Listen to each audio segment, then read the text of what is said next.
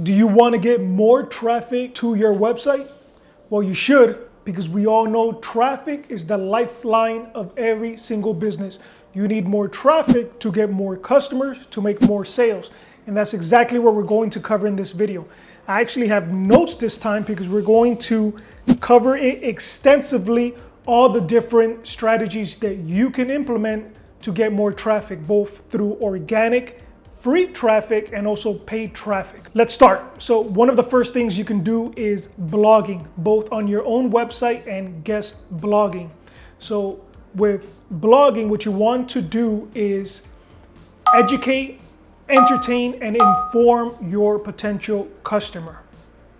So instead of just talking about your product the way a normal business would, as far as a sale, or just jamming it down somebody's throat, what you want to do is actually educate the customer on the ancillary reasons that they would get that product or service. You would also do this for guest blogging, where you would find a industry website, a aggregate website, or it could be a Forbes or a Huffington Post, and actually submit an article for them to feature on their website. And you see this across the web if you ever pay attention, like I mentioned, in Forbes or Huffington, where you'll see contributor writer or contributing writer. That's the same thing as guest blogging, where they're able to pump out more content. The platform is by bringing on guest bloggers to actually cover a topic. So it's a fantastic way to actually get your content out there. One of the great things with this strategy is that once you're already producing content, blog articles for your own website, you can actually republish these articles on other platforms such as LinkedIn Publishing. You can use Medium, you can use third-party websites to actually get this content posted on there. What you're going to want to do is publish this article on your website first before republishing it on the third-party other websites, so that your website gets credited with the brand new, fresh, original content, as opposed to LinkedIn getting credited or Medium. Especially since these are large authoritative websites, they get crawled much more regularly than your website will. So this is a fantastic strategy to implement that can bring existing traffic of people who are searching for more information having to do with that topic. And since you're able to do it on a consistent basis, where you can put out an article every week or every day, if you get that active, it gives you a big opportunity to actually find that traffic, because you have multiple fishing lines going out there to bring these customers on with using these different articles, right? Another one we have is building a active brand on social media. This is more of a long-term strategy. You're gonna have to want to think in terms of 12 months and beyond. You're gonna have to be very consistent if you're gonna be using this strategy, as you're going to be having to produce content at scale, and you're going to have to be posting on a daily basis, just because the social media platforms are very saturated with content and users. So even though there's a lot of potential people on there that you can expose your product, your service to, there's so much content being posted that for you to break through, you're gonna have to just be very consistent, posting quality content every single day. So think in terms of 12 months and beyond. The great thing about this is finding the social media platform that works best for your type of audience, whether it's creating YouTube content, whether it's being on Facebook, whether it's being on Instagram. And then what you want to do is actually, instead of talking about your product the way that a typical business does or a typical brand does, where they're just talking about a sale that they're having, come buy, you actually want to create content, because nobody actually wants to follow that, right? You want to create content that, again, educates, entertains, and informs the customer with the issues that might come around having to do with your product. Very similar to the blogging strategy, you're just doing it on a different medium. One that I really like is called Quora. It's a fantastic website where it's crowdsourcing questions and answers. So the community can go on there, an individual post a question. It could be any type of question. It's labeled in different categories, different industries, And then the community at large answers that question. And then the community decides who has the best answer by upvoting the various different answers. And that is what gets featured specifically with that question. So it's fantastic because you have this crowdsourcing community of people posting questions and people answering questions having to do with pretty much anything you can think of, from how to fix your AC, how to start a company, how to incorporate a business, how to do your taxes. So it's a huge traffic opportunity because if you're a lawyer, you can go on there just answering people's questions that they're having when they're trying to start up a business, and it leads traffic to you. Because if that person had that question, it's safe to assume thousands of others also have that question. You can also see how viable questions are because it shows you the amount of people who have viewed a question and a response. And these things get into the tens of thousands of views that generate traffic to that individual who actually answered the question. This next strategy is one we should all know about: YouTube, right? So it's posting educational, informative, or entertainment-based content that is geared towards your prospects. The difference with this, as opposed to an influencer doing it or somebody who's trying to make YouTube as their career, is that you actually don't need a huge audience, right? If you're a local based business, you actually just need the people in your geographical area to care enough about your content to see it. So you're talking about a couple thousand views. It's significant enough to bring more customers and more awareness, more traffic to your business. So if you're a local based business, the way you would use this is thinking of the content that would make sense to someone geographically located to you that your content could be geared to, right?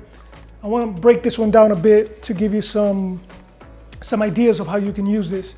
Let's say you are a dog daycare center, right? So it's a business that doesn't go nationally because it's based on geography. You need to be a certain distance from the pet owners for them to actually visit you. So they can still use this strategy by putting out content that would be seen or be of value to pet owners, right? So for example, me and my girlfriend with our dog, we live in Miami. So a daycare dog center could produce videos having to do with the 10 best places to take your dog in Miami, or 10 pet-friendly locations to visit with your dogs in Miami. And you could do this in every city, right? So now you're creating content that is geared toward pet owners, which is your ideal client base. And you're doing it in a way that it's not just talking about your service, you're giving a value to the pet owners. They find out about your business because of the content you posted, and they end up visiting your website and ultimately potentially becoming your customer. Next, we have podcast.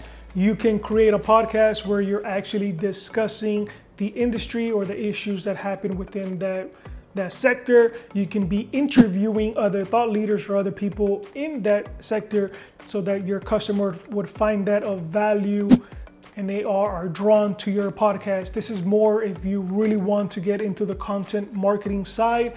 It's very involved since you're gonna have to be very consistent to actually build out an audience. It's not one of those strategies where you can just put a podcast every so often. You're going to have to think of it as programming a radio show, so to speak, where you're constantly thinking of how to make it engaging, how to make it entertaining, so that you can actually bring and build an audience that would care enough to listen to that podcast, right? And the great thing about podcasts, though, is that it's very versatile. People can listen to it at their own leisure, and you can actually reach a wide audience if you're able to cultivate that personality and have far-reaching opportunity to build that audience. These next two I really like. It's very easy for all businesses, brands to be able to produce. We have infographics and we have SlideShare presentations or presentation decks. So with these strategies, what you're doing is you're distilling a topic something might be technical or difficult to comprehend, and you're putting it in an infographic in a very visual medium. So it's just taking, working with a graphic designer to break down a topic in a visual component, a visual way, and then giving out that infographic for free, letting it be shared all over the internet, posting it on social media, and it all drives back to your website, to your brand online, that brings you traffic. And then the same with the SlideShare presentations, where you take a presentation where you might cover issues having to do with that your customer goes through, right? So it's not just creating a presentation about your product. So I don't want you to get confused with that. When I say infographics and SlideShare, you're not creating a presentation having to do with your business and your company. You're doing the buyer's journey, your customer's journey, and somewhere during that journey, before they get your product, they're having these issues. You're creating an infographic or a SlideShare presentation that resolves that or covers it in a way that gives them value or educates them for them to understand something, right? And the best way I'm going to be able to teach you this one is by actually just showing you. So for this video, we actually have a blog article and also a PDF to accompany all the different strategies. So if you want to get the full PDF that just is going to give you the full overview, since I know this video is turning out to be very long, and you can actually keep this PDF, and it's going to outline all the different strategies that you can use, both organic and paid. And if any new strategies come about, I'm going to continue updating this.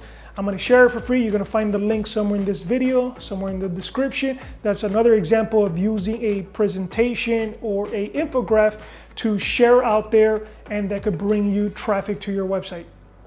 Now let's cover some of the paid ways that you can bring traffic to your website. If you want to speed things up, if you have a bigger budget, if you just want to have things move along quicker, you can always use paid mediums of traffic to just turn it on and start generating some traffic right away. You can do that. One is through online ads, whether on social networks, Facebook, YouTube, LinkedIn, Google search, Google Maps. You can use all those different ways to generate traffic already to your website. So if you don't want to get into the content side and you just want to start generating clicks right away, you can do so. The pro of that is that it's instantaneous. So the day you start advertising, you're already going to start generating some traffic. The downside is you have to keep paying to continue receiving that traffic, as opposed with free traffic that you can continue always bringing in free traffic if you're posting quality content. With paid traffic, as soon as you stop paying for that traffic, well, that traffic dies off. Connected with paid traffic, we have influencer marketing, where you actually will pay an influencer that has a large audience to drive traffic to your website. With this, what you actually want to do is be mindful of the influencer or brand you're using to drive traffic. And it doesn't just have to be a social media influencer. It could be a trade publication, a trade media website that draws a lot of your potential customers to that website, and they allow you to do a site takeover, or they allow you to place your business in their newsletter. See, they might be doing email marketing, and you can place your business as sponsored of the newsletter to drive that traffic to your website.